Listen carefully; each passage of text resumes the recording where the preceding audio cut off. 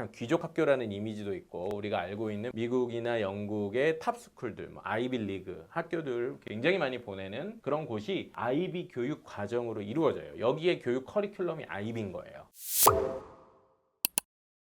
먼저 아이비가 뭔가 이 얘기를 할 텐데 오늘 제 설명만으로도 다 이해가 안 되실 거예요. 그래서 충분히 다른 영상들도 참고도 해보시고 공부도 해보시면 좋겠다. 하지만 가장 기본적인 틀이 무엇인지는 저랑 같이 공부를 좀 해가시면 좋겠다 싶습니다. 저는 포인트가요, 이런 거 잘 모르는 학부모님들, 이거 알아야 돼? 이런 분들한테도 이런 것도 중요하구나, 이렇게 좀 이해시켜 드리는데 초점을 두고 설명을 해보도록 하겠습니다. 우선 오늘 제가 활용하려고 하는 기본 이 설명 자료는 사실은 많은 곳을 돌아보기보다는 저는 대구교육청 홈페이지 가셔서 이에 대한 정보들을 얻으시면 좋을 것 같아요. 지금 국내 교육 지자체 중에서 대구하고 제주가 가장 빠르게 하고 있는데 제주보다는 대구가 더 적극적이고 자료라든지 뭐 홍보도 되게 잘 돼 있더라고요. 그래서 인터내셔널 바칼로레 아이비 궁금하신 분들은 대구시 교육청 가자, 이렇게 이해를 하시고 거기 홈페이지에 이 내용이 나와 있어요. 이렇게 한 페이지로 잘 요약을 해놔서 뭐 여기 대구광역시 교육청 이렇게 써 있죠. 아이비가 뭐냐, 이거 이제 설명도 이게 뭐다, 뭐 학습자상, 그 다음에 이거의 특징이 뭐냐, 이런 게 나와 있어요. 그래서 요거를 지금 설명을 드릴 텐데 저도 기본 자료, 이 이미지 자료는 대구 교육청 홈페이지에서 가져온 거니까 거기 가서 더 이해하실 수 있습니다. 자, 여기 이제 보이실지 모르겠네요. 이게 원래 그 바칼로레아 하면 저희가 받게 되는 느낌이 프랑스 바칼로레아 논술 시험을 좀 생각을 해요. 인간과 기계를 어떻게 구분할 것인가, 막 철학적으로 그런 거 생각하는데 사실은 이제 고 시험과 물론 비슷한 점이 있지만 다르고요. 이건 인터내셔널. 그래서 프랑스만의 시험이 아니라 조금 더 국제적인 표준 시험이다라고 보시면 되고요. 이건 이제 스위스에서 만들어졌습니다. 스위스에서 만들어진 교육 과정인데 이 교육 과정이 전 세계에 확대가 많이 됐죠. 근데 보통 이 커리큘럼은 말 그대로 인터내셔널한 커리큘럼이기 때문에 국제 학교들이 주로 사용합니다. 자, 예를 들면 우리가 뭐 인도 같은 나라를 볼 때도 인도에도요, 일반 인도 학교, 인도 사람들이 다니는 국내 학교가 있고 인도에 있지만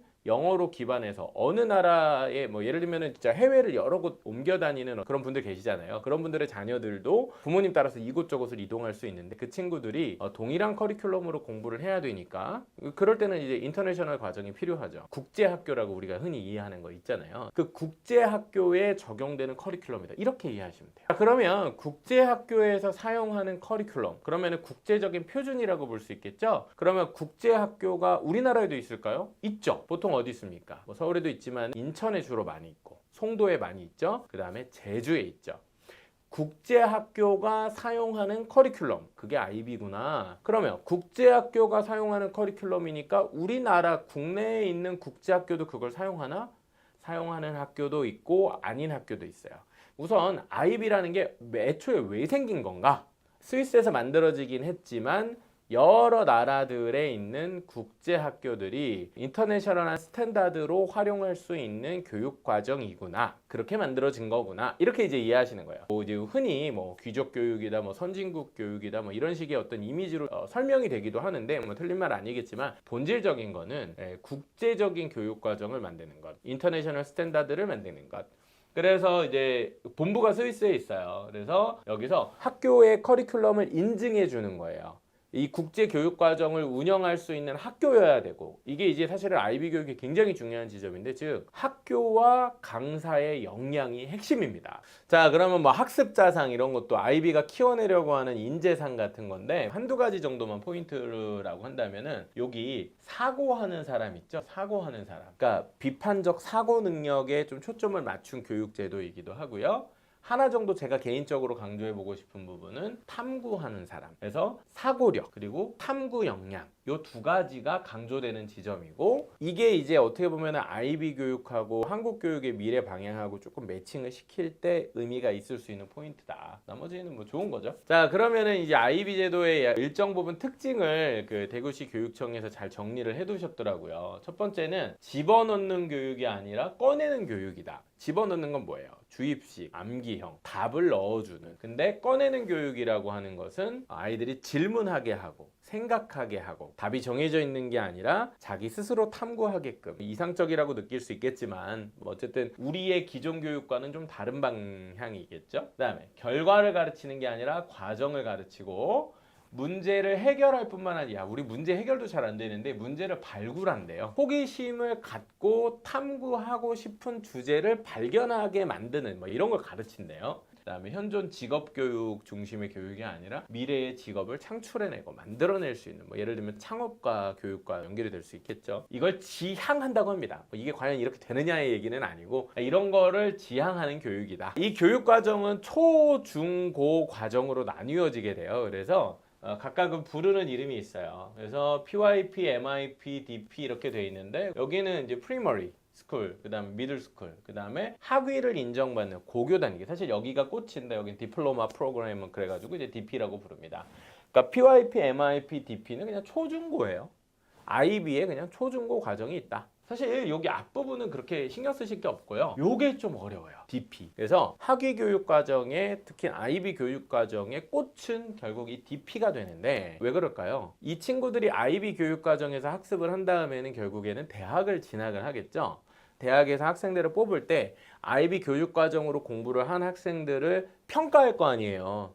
이 PYP나 MIP는 사실은 이 DP를 하기 위한 기본 기초 역량을 쌓는 과정이고 평가가 이루어지는 대상은 이 DP입니다. 그래서 DP에서 핵심이 돼 있어요. 그러니까 DP를 이해하시면 되는 거죠. 그래서 이 고등 과정이 결국 굉장히 이제 중요하다. 이렇게 이해를 하시면 되겠습니다. 그러니까 용어는 뭐 PYP, MIP 뭐 어려운 거 아니에요. 초중고다 이렇게 이해하시면 됩니다. 뭘 배우냐? 세 가지 핵심 구성 요소는 이게 사실은 이제 고등 과정 아까 잠깐 말씀드렸던 DP 과정을 중심으로 사실 이해하시면 되는데 CAS라고 하는 건 쉽게 말하면 우리 흔히 얘기하는 뭐 동아리 활동 같은 거예요. 막 창의적인 활동 막 이것저것 액티비티도 하고 막 이런 거 있잖아요. 자, TOK하고 이 Extended Essay라고 이 두 가지가 굉장히 핵심인데 쉽게 말하면 이 두 과정은요 방법론과 논문 작성 이렇게 보시면 돼요. 요거가 핵심인데 요거 되게 어렵거든요. 그러니까 우리는 보통 암기형이잖아요. 답을 듣고 아 저거야? 그래서 외우고 시험을 보는 건데 그게 아니고 학생이 스스로 자기 지식을 탐구하고 쉽게 말하면 논문 같은 결과물을 만들어내야 돼요. 그거를 익스텐디드 에세이라고 하는데 고2, 3 정도 때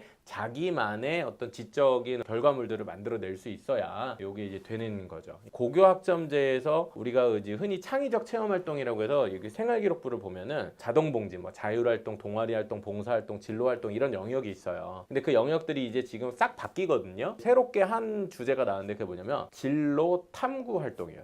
탐구에서 결과물이 뭐겠어요? 탐구한 결과로 보고서를 쓰거나 자기 연구, 논문을 쓰거나 결과물을 만드는 건데 그게 요거랑 조금 비슷한 목적을 가지고 있다고 보시면 될 것 같아요. 그러니까 이제 고교학점제가 지향하는 방향이랑 IB가 지향하는 방향의 가장 핵심 부분이 사실은 좀 겹친다. 이렇게 이해하시면 되겠습니다. IB의 핵심 과정은 이제 교과목 기준으로 보면은 6개 정도의 그룹인데 예술 이건 뭐 다 아실 거고 근데 나머지 영역 보면은 좀 특이 지점은 수학, 과학, 사회는 다 아시는 건데 언어 및 문학이 있고 언어 습득이 있어요. 그러니까 영어하고 모국어 같이 제2외국어 같은 게 있는데 우리 같은 경우는 국어가 있고 영어가 있잖아요. 공통적인 언어가 있고 또 제2외국어 선택 언어로 배우는 게 이제 모국어일 수도 있고 아니면 아예 제2외국어일 수도 있는 건데 외국어 학습 영역이 두 개로 나눠지는 그래서 언어는 특히 문학적인 영역 이제 사실 한국 사람들 기준에서는 이게 한국어가 되는 거죠.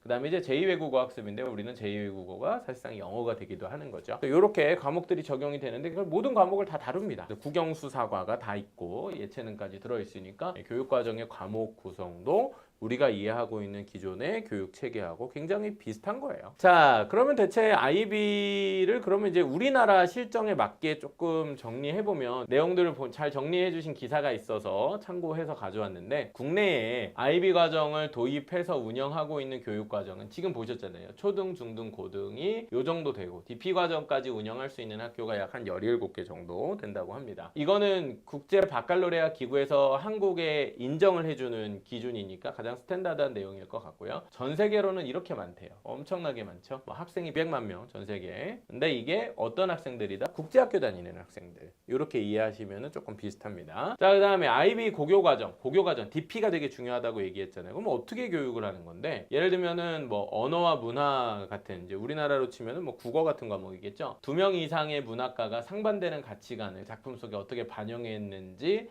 서술하고 어느 입장에 동의하는지 논하시오. 이거 물론 학기 중에 배운 걸 거예요. 배운 건데 시험 때 이렇게 주관식으로 마치 대학에서 볼 시험처럼 쭉 자기가 생각하고 공부한 걸 가지고서 페이퍼를 써야 되는 거죠. 다음에 개인과 사회 20세기 두 차례 발발한 전쟁의 승패를 결정짓는데 기술, 테크놀로지가 어떤 역할을 했는지 비교하고 대조하라. 이런 것들을 배우는 과정이 사회, 국어 이렇게 공부한다. 자, 그럼 여태까지 제가 이거 앞에서 이거 말씀드렸잖아요. 인증 과정, 국내 IB 도입 학교가 근데 이게 잘 보세요.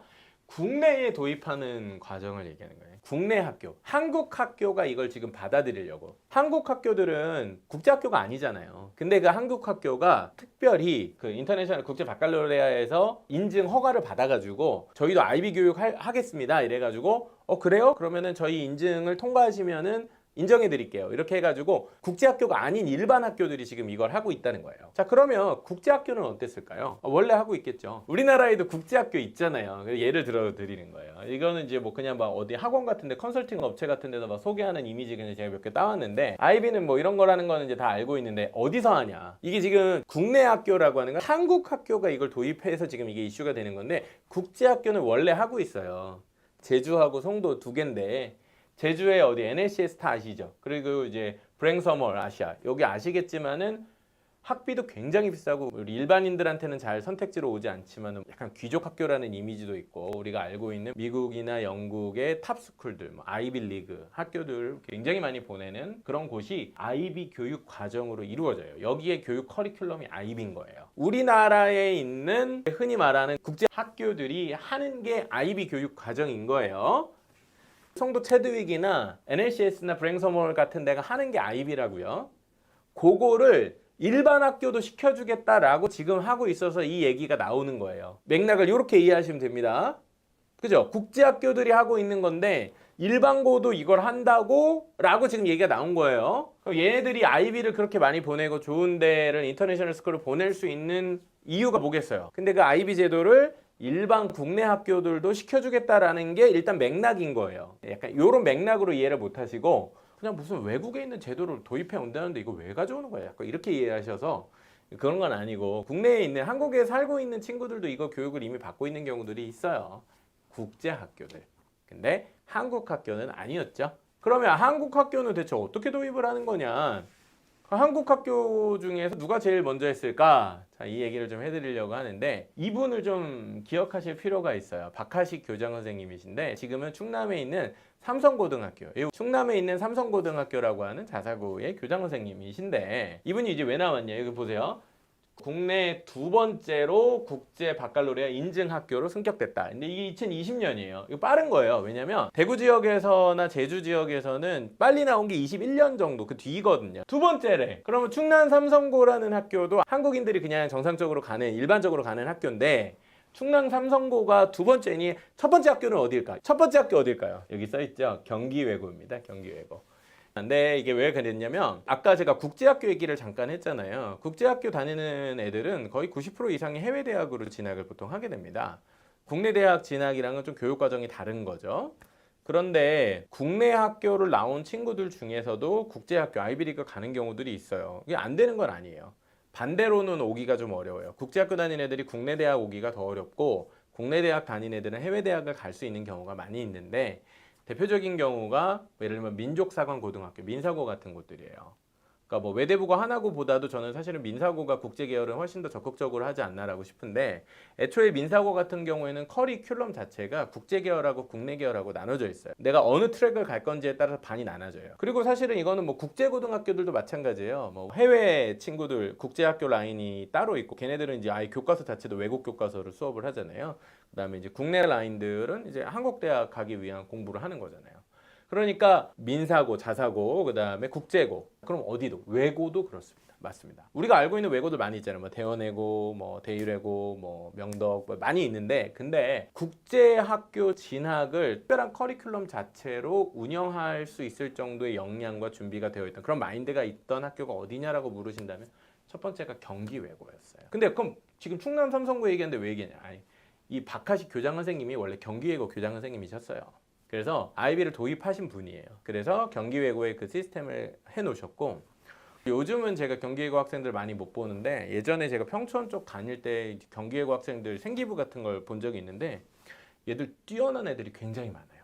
그 뛰어나다는 게 뭐 입결해서 뭐 대원외고보다 뭐 서울대 많이 보내냐 이런 게 아니고 진짜 탐구력이 좋고 야 어떻게 이런 연구를 했지? 이런 거를 제가 한 10년 전에도 보고 놀랐었어요.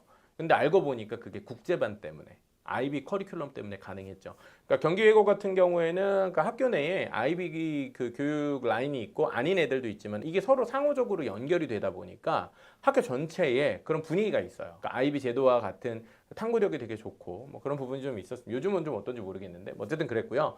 경기외고에서 이제 그 과정을 이제 사실은 아이비 아무도 관심 없을 때 이제 그 과정을 도입을 하시고 국제대학 진학에 대한 준비를 하셨던 박하식 교장 선생님이 충남 삼성고로 부임을 하시면서 거기 인증을 받게 된 거예요. 이게 이제 20년입니다. 20년 8월 얘기니까요. 몇 년 전 얘기죠. 자, 어쨌든 뭐 요런 과정. 그래서 지금 포인트는 뭐냐면 아이비 제도를 오늘 막 이게 뭐 세세하게 어때요 이거보다도 이게 왜 지금 우리하고 연결이 되는 건지 그 지점이 뭔지를 최대한 좀 구체적으로 알려드리려고. 그래서 제가 뭐 국제학교도 국내에 있는 제주와 송도의 국제학교 얘기해드린 거, 경기예고, 충남 삼성고 막 이런 거 얘기 왜 해드렸냐? 이게 진짜 무슨 뭐 해외 뭐 그냥 뭐 듣도 보도 못한 걸 갑자기 가져온다 이런 게 아니고요. 우리나라에는 한참 전부터 아이비 교육이 존재해 왔어요.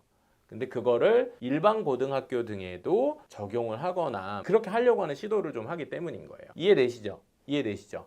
그렇게 좀 이해해 주세요. 그래서 이거는 그렇게 낯선 제도만은 아니다. 대신 알고 있거나 적용이 되던 친구들이 아주 일부여서 그렇죠.